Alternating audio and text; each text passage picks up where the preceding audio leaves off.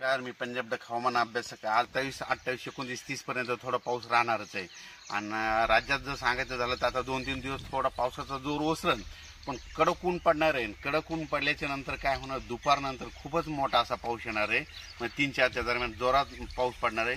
सर्व दूर नसणारे भाग बदलत पडणार आहे, म्हणून हा अंदाज लक्षात येतो. राज्यात सांगायचं झालं तर आपण एक अंदाज सांगितला होता की 1 सप्टेंबरपर्यंत जायकवाडी धरण 50% भरल. तर तुम्हाला एक सगळ्या शेतकऱ्याला आनंदाची बातमी सांगतो की जायकवाडी धरण 56% झालंय, म्हणजे 56% भरलं.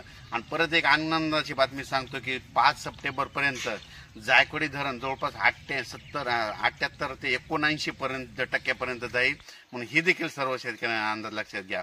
म्हणजे मराठवाड्यातील शेतकऱ्याला सांगायचं झालं तर जायकवाडी धरण हे जवळपास 79% 5 तारखेपर्यंत भरणार आहे, म्हणून हे अंदाज लक्षात येतात.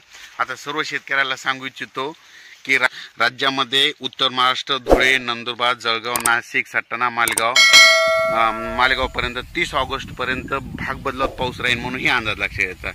त्याच्यानंतर नाशिक, सटाणा म्हणजे धुळे, नंदुरबार, जळगावकडं, नाशिककडं उत्तर महाराष्ट्र की 31, 1, 2, 3ला उघाड भेटेल. म्हणजे 3 दिवस थोडे उघाड भेटेल, म्हणजे पावसाचा जोर ओसरेल.